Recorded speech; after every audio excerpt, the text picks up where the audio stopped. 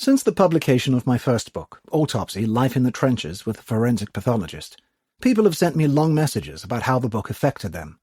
There came a flood of Facebook friendship requests. I received countless selfies on Instagram of strangers holding my book. One of these from someone in a maximum security prison, whose picture had been taken while he was in full prison uniform with his handcuffs on, holding my book. How he managed this is beyond me. Mothers wanting career advice for their kids began contacting me.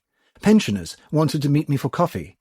The youngest person claiming to have read my book was 7 years old, while the oldest was 96.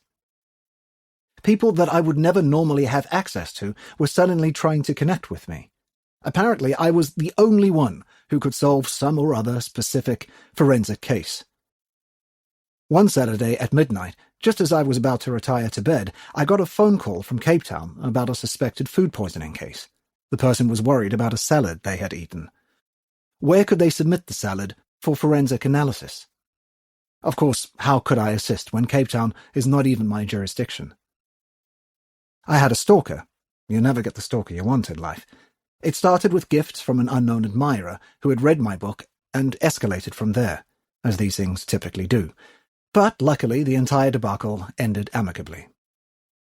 Then Autopsy went international, and my life really changed. At the time of writing, I had received countless questions and comments from as far afield as Marion Island, a very remote island in the sub-Antarctic Indian Ocean. Yes, a courier company delivers books to Marion Island. I am thrilled that my book resonated with so many people and has travelled so far.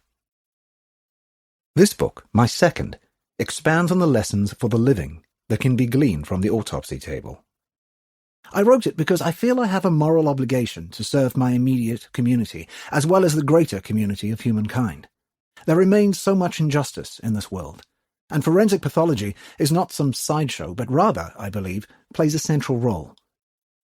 I also wrote it because I've been feeling somewhat dissatisfied of late, and unable to tolerate the situation. So yes, my battle is also personal.